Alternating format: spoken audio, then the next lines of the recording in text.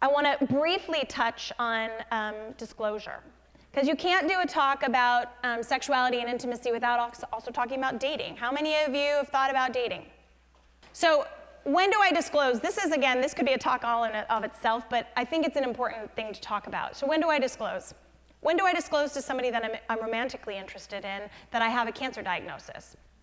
For many of you, because many of you don't look like you're on treatment, it is going to be up to you to disclose when.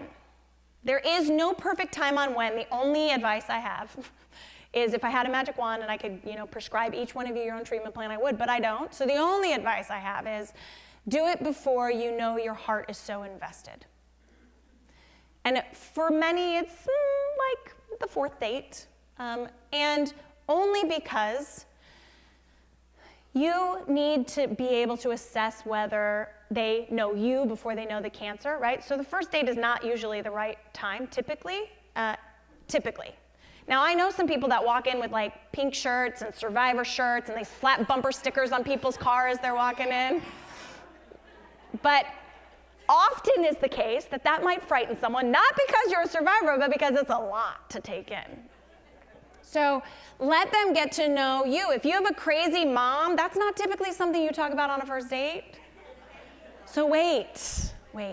Let them know you and know your story beyond cancer, because cancer is just part of your story. It is not what defines you. It is not who you are. It is a part of your story. So if you're wondering how you disclose, role play it with your friends. We will sometimes do this in group where people will practice like disclosing their story, and we always have that one group member who's going to be the really hard date, who's going to ask all the hard questions. And it's good to practice with somebody that can be challenging. Put yourself in the other person's shoes. When would you want to know, and how much would you want to know?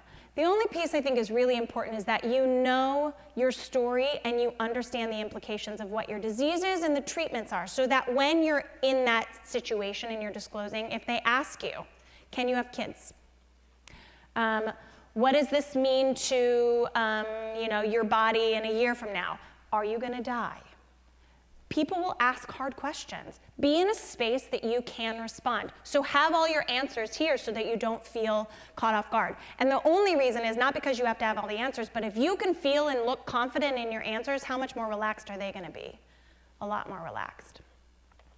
And the other part, as I think about that of what's the worst thing that can happen, the worst thing that can happen is they say, I'm not interested.